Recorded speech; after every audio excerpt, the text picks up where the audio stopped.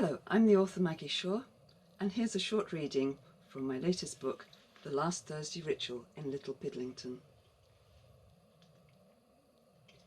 Miss Susy headed for the gatehouse, where her boyfriend, Freddie Farley, lived.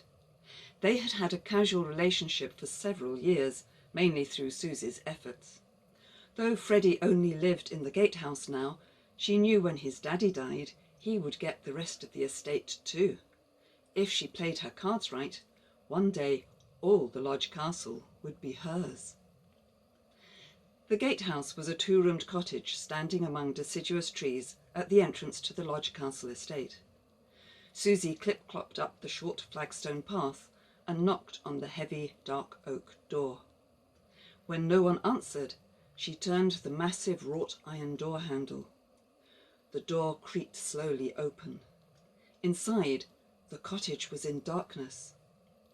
"Cooey! You there, Freddie?" No one answered. Susy ventured inside.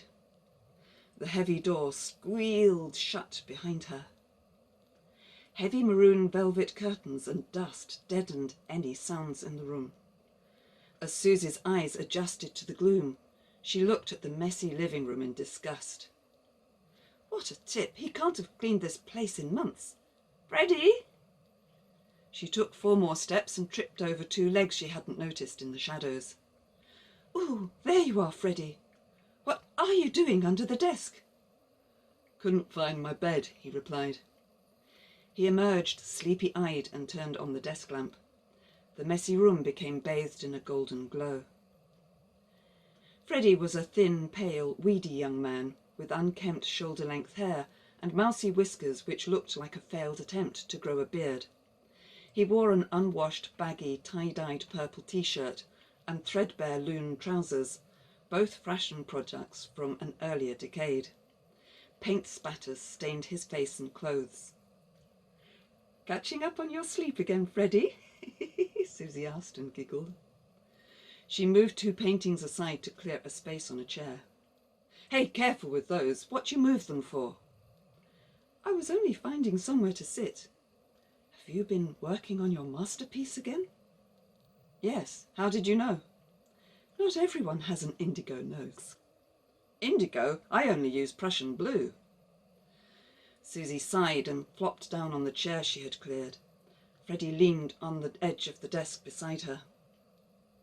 "Indigo, Prussian blue, it's all the same to me, Freddie. It's you I like, not your paint pots. So, what has my little master artist been up to today,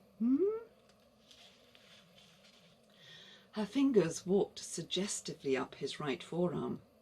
He completely missed their meeting as she had asked him about his work. Energy and enthusiasm coursed through him as he remembered his latest creation. "I've been painting a new pub sign. I had a great idea." He dug out a board from all the clutter and placed it on an easel. Then he turned on a spotlight so that she could admire his latest creation too. "Tantara, what do you think?" The painting depicted a furry garment decorated with false legs. Susy was astonished, but not very impressed, and didn't know how to respond to his revelation. "Ooh, Freddie," she said, "what are all the legs for? And why are they all sticking out of what looks like my fur coat?" "That was the stroke of genius. You know that pub sign on the way to Bristol, the King's Arms? Where your lighter exploded in your pipe and your beard burnt off? That's it. Remember the sign outside? The shield with those funny patterns and a crown?" "You mean the coat of arms?" "Yes. That's it, don't you see? King's arms, coat of arms, Queen's legs, coat of legs." "Freddie, I don't wish to sound—" "Don't worry. I can take being called a genius." "Oh, Freddie, the Queen's legs is just a village joke. It's really called the King's arms too." She shook her head. "Oh, why do I like you so much? My boundless talent, my matchless good looks, my innate modesty, and my father's millions? Ha! I'll believe in all them when I see them."